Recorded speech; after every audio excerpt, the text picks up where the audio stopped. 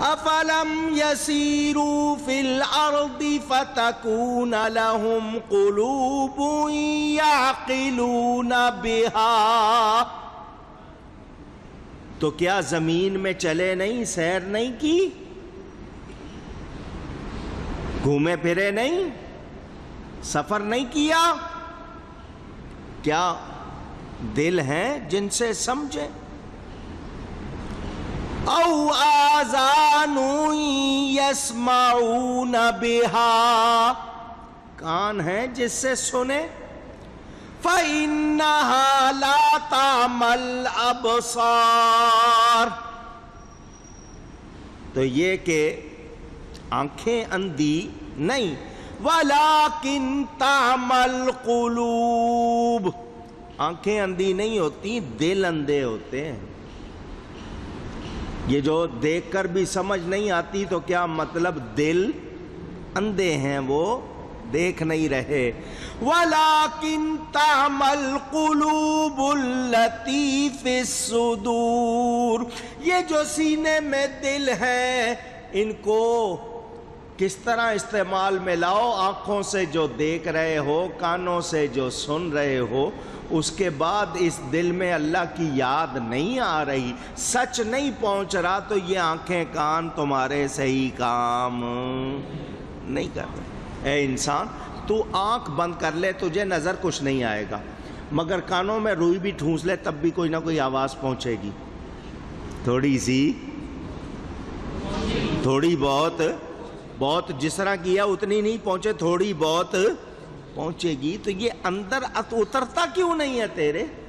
پیغام حق بار بار سنایا جا رہا ہے، تو نے اگر آنکھیں بند کی ہوئی ہیں، کان میں تو آواز جا رہی ہے، اس کے باوجود تیرے دل میں نہیں اتر رہی ہے، تو دل کا اندھا ہے۔ پھر ان آنکھوں سے کوئی فائدہ نہیں، ان کانوں سے کوئی فائدہ نہیں۔ یہاں سے نتیجہ نکالو بڑا آسان، آنکھیں اس کی ہیں جس کو حق نظر آئے، کان اس کے ہیں جو حق سنے۔ سنے اور دیکھنے کا مطلب قبول کرنا، کہ دیکھ رہا ہے اور مان رہا ہے، سن رہا ہے اور مان رہا ہے۔ جو حق سن نہیں رہا، جو حق دیکھ نہیں رہا، وہ آنکھوں والا ہو کر بھی اندھا، وہ کان والا ہو کر بھی بہرا۔ قرآن پڑھے، اللہ فرماتا ہے صم بکم عمی، گونگے ہیں، بہرے ہیں، اندھے ہیں۔ صم بکم عمی، بہرے ہیں، گونگے ہیں، اندھے ہیں۔ صم بہرے ہو گیا، بکمن گونگے ہو گیا، عمیون اندھے ہو گیا۔ اندھے ہیں، بہرے ہیں، گونگے۔ یا اللہ، ان کی تو آنکھیں ہیں۔ سارے کافر اندھے بہرے گونگے، آنکھیں ہیں، زبان ہے، کان ہے۔ اللہ فرماتا ہے اندھے بہرے گونگے، کیوں؟ آنکھ دی تھی نبی کا نور دیکھنے کے لیے، قدرت کے جلوے دیکھنے کے لیے، سچ دیکھنے کے لیے۔ ان کو نبی کا نور نظر نہیں آتا، نبی کا حسن نظر نہیں آتا، حق کے جلوے نظر نہیں آتے، تو آنکھ والے ہو کر بھی اندھے ہیں۔ اور کان دیے تھے قرآن سننے کے لیے، نبی کی نعت سننے کے لیے، ذکر مصطفیٰ کے لیے۔ یہ سچ سنتے نہیں تو کان والے ہو کر بھی بہرے ہیں۔ زبان دی تھی قرآن پڑھنے کے لیے، نعت درود و سلام پڑھنے کے لیے، سچ بولنے کے لیے، تو یہ سچ بولتے کہتے نہیں تو زبان والے ہو کر بھی گونگے ہیں۔ پتہ چلا آنکھ والا وہ جو نبی کا حسن دیکھے، آنکھ والا وہ جو نبی کا نور دیکھے، شان دیکھے، اللہ کے جلوے دیکھے، سنے، بولے۔ جو یہ نہیں ہے تو کچر کچر لچر لچر کرتا پھرے، کتنا ہی زبان کا اس کا دعویٰ ہو، آواز کیسی ہی ہو، اپنے آپ کو کیا کچھ کہلاتا پھرے، وہ آنکھ والا، کان والا، زبان والا نہیں ہے۔ حضرت بلال کے ہونٹ موٹے تھے، آواز بہت سریلی نہیں تھی، لفظ صاف نہیں نکلتے تھے، مگر سارے صحابہ کہتے تھے سیدنا بلال، بلال ہمارا سردار ہے۔ کیوں کہتے تھے؟ وہ رنگ کو نہیں دیکھتے تھے، قوم اور زبان کو نہیں دیکھتے تھے، ان کی زبان صاف نہیں تھی، نین نقش خوبصورت نہیں تھے، آواز خوبصورت نہیں تھی، مگر دل میں نبی بستا تھا۔ اللہ سمجھ آئی ہے بات؟ غور کرنا چاہیے، سمجھنا چاہیے میرے دوستوں اور بزرگوں۔ اگر ہم نہیں پہچانیں گے تو پھر ہم سمجھدار۔ کنویں کا ذکر آیا ہے، کنویں کا۔ اس کنویں کے حوالے سے تفسیروں میں کچھ لکھا ہوا ہے، میں اس میں سے مختصراً آپ کو سناتا ہوں۔ روایتوں میں ہے یہ صالح علیہ السلام کے حوالے سے ان کی قوم جو سمود تھی، یہ اس کنویں کا ذکر کیا گیا ہے، وہ خاص کنواں جو بنایا گیا تھا۔ 4000 کے قریب ان کے امتی ان کے ہمراہ تھے، کنویں میں اترے صالح علیہ السلام۔ جب آپ کی امت پر عذاب نازل ہوا تو اسی کنویں کے قریب انہوں نے بستی بنائی اور آباد ہوئے۔ اس علاقے کو تفسیروں کے مطابق حضرموت کہتے ہیں۔ کیا کہتے ہیں؟ یہ یمن کے قریب علاقہ، یمن کا۔ چونکہ حضرت صالح علیہ السلام تشریف لائے تو حضر کہا گیا، یہیں ان کی وفات، ان پر موت آئی، تو اس لیے حضرموت، یہ حضرہامات کہا جاتا تھا، کہنے میں لوگوں کے حضرموت ہو گیا۔ اس کے گرد ایک شہر تھا جس کو حاضورہ کہا جاتا تھا، یہ صالح علیہ السلام کی قوم نے بنایا تھا۔ اس کا امیر جو بادشاہ حاکم تھا، جلیس بن جلاس اس کا نام بتایا گیا۔ عرصہ دراز تک، ایک لمبی مدت تک وہاں رہے۔ ایک مدت کے بعد ان لوگوں نے کافر ہو کر بت پرستی اختیار کر لی۔ ان کی اصلاح کے لیے حضرت حنظلہ بن صفوان کو وہاں بھیجا گیا، انہوں نے ان کو شہید کر دیا۔ اس قوم پر اللہ ناراض ہوا اور ان کو تباہ کر دیا گیا۔ امام سہیلی ان کی روایت بھی سن لیں، وہ کہتے ہیں اس کنویں سے مراد رس والوں کا کنواں، قوم تھی ان کا کنواں۔ یہ عدن میں تھا، عدن ایک جگہ کا نام، جدہ سے آگے کچھ فاصلے پر۔ اس کے ساتھ قوم سمود کے وہ لوگ جو وہاں اپنی بستی سے نکلے تھے وہ آباد تھے۔ انہوں نے بادشاہ کا نام العلس لکھا ہے کہ وہ عادل نیک سیرت بادشاہ تھا۔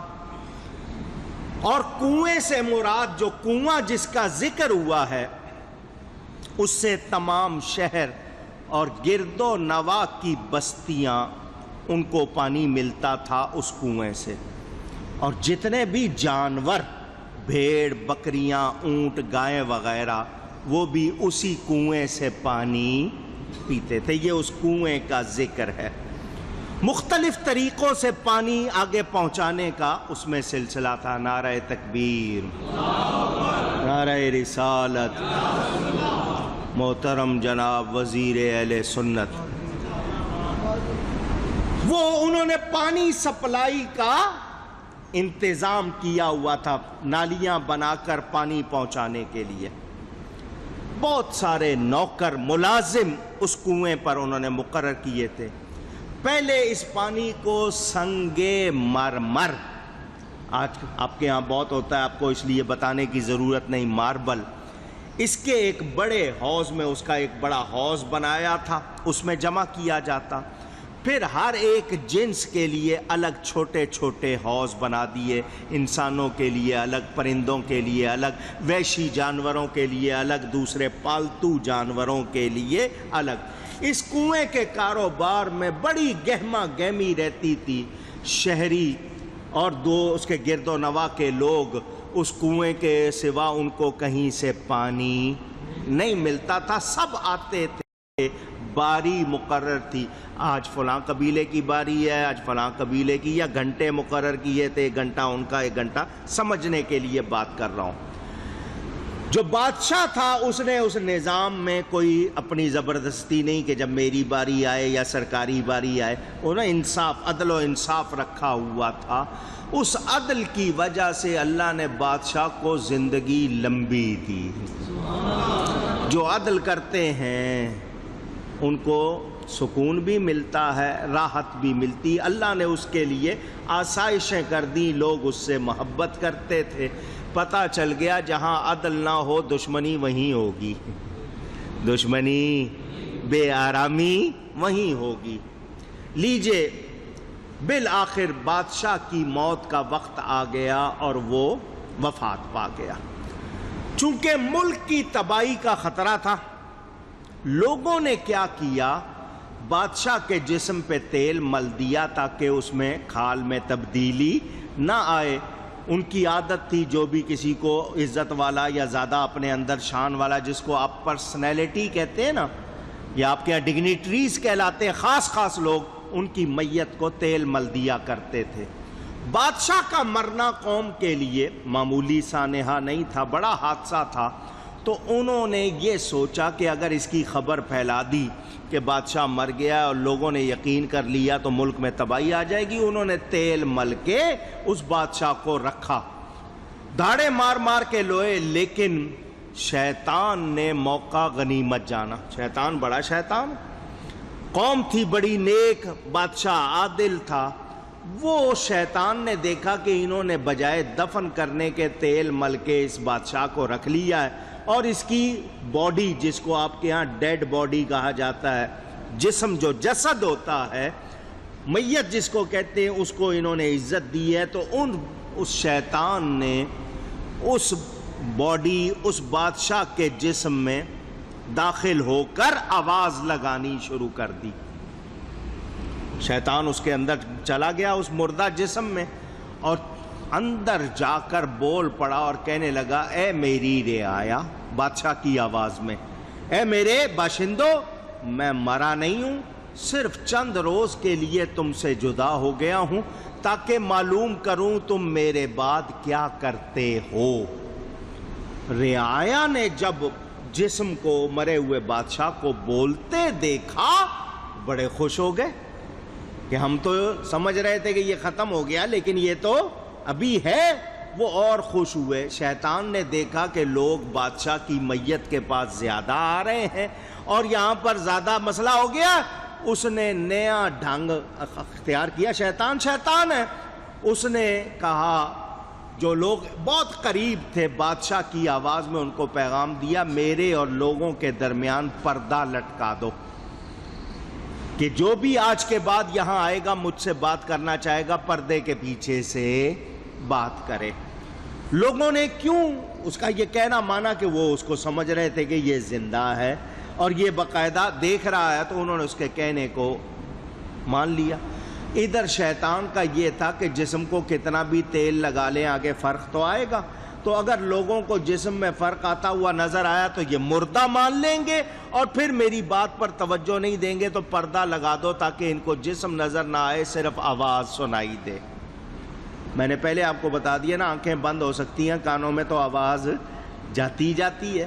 لیجئے، اس نے ایک بت کھڑا کر دیا اور کہا کہ اب نہ وہ کھائے گا، نہ پیے گا، نہ ہی برے گا، بلکہ اب اس کو یہ سمجھو، یہ اب تک تمہارا بادشاہ تھا، اب تمہارا معبود ہے۔ معبود کے معنی عبادت کے لائق۔ یہ شیطان سارا کام خود کرتا رہا، رعایا آواز سن رہی تھی اور بادشاہ کی آواز تھی۔ ان آخری جملوں کو جب اس نے کہا نا، یہی تمہارا معبود ہے، تو وہ جو لوگ ایمان والے تھے، اللہ والے تھے، انہوں نے کہا یہ بات ہم ماننے کو تیار، اونچی اور اونچی۔ ایمان والے کبھی بھی حق کے خلاف قبول کرتے۔ کس کی نشانی ہے یہ؟ مجھے آواز چاہیے سب کی۔ اب آپ اپنے آپ کو ٹٹولیں۔ اگر آپ کے اندر سے یہی آواز نہیں اٹھتی تو سمجھ لیں آپ ایمان والے۔ آج ہمارا حال کیا ہے؟ جو کچھ ہمارے ارد گرد ہو رہا ہے، کتنی باتوں پہ ہمیں غصہ آتا ہے، کتنی باتوں پہ ہم انکار کرتے ہیں۔ کیا ہم نے کبھی سوچا؟ اور ہم بہاؤ کے ساتھ چل رہے ہیں، نتیجہ کیا نکل رہا ہے؟ غور کرنا چاہیے میرے دوستوں اور بزرگوں۔ اہل ایمان نے انکار کر دیا۔ ادھر وہ لوگ جو آواز سن رہے تھے، کہہ رہے تھے مرا ہوا کیسے بولتا ہے، دیکھ یہ بول رہا ہے، وہ اس کے پیچھے لگ گئے۔ انکار کرنے والے مومن جو اس کے نہیں مان رہے تھے اس کو خدا، وہ کم تھے، اور جو اس کی آواز سن کے اس کے پیچھے لپک گئے وہ زیادہ تھے۔ تو زیادہ لوگوں نے ان انکار کرنے والوں سے کہا کہ ہم تمہیں نہیں مانتے، تم جاؤ، جو کچھ ہم کہہ رہے ہیں وہ صحیح ہے۔ ان آپس میں لڑائی، انہوں نے ان پر مظالم ڈھائے۔ کچھ لوگ ان میں کمزور تھے ایمان والوں میں، وہ چپ ہو گئے اوپر سے کہ ان کے مظالم برداشت نہیں کر سکتے۔ اللہ نے اس قوم پر فضل فرمایا، اور حنظلہ بن صفوان نام کی، یہ بتایا جاتا ہے تفسیروں میں نام ہے، واللہ عالم، نبی بھیجے، ان پر صرف خواب میں وحی نازل ہوتی۔ انہوں نے بت پرستوں سے کہا یہ بولنے والا بت ہے، شیطان ہے، یہ تمہارا بادشاہ نہیں ہے، یہ تمہیں گمراہ کر رہا ہے۔ اللہ تعالی انسان کی شکل میں آتا، اونچی سوچنے کی بات ہے، فوراً کہیں اللہ انسان کی شکل میں آتا نہیں، تو یہ بت ہے اور اس کے اندر شیطان گھسا ہوا ہے، نہ ہی تمہارا بادشاہ۔ یہ اللہ کی عبادت میں یہ کوئی ان کو شریک نہ کرو۔ جب حضرت حنظلہ نے ان کو واعظ فرمایا تو وہ بت پرست ان کے بھی خون کے پیاسے ہو گئے۔ یہ بتایا نا اللہ تعالیٰ نے، میرے حبیب ان کا یہ پرانا طریقہ ہے کہ یہ انکار کرتے ہیں اور مانتے نہیں اور دشمن ہو جاتے ہیں۔ پہلے ان لوگوں نے اللہ کے نبی کو ڈرایا، واعظ نصیحت کرنے سے روکا، پھر طرح طرح کی تکلیفیں پہنچائیں، لیکن اللہ والے ڈرتے حق بات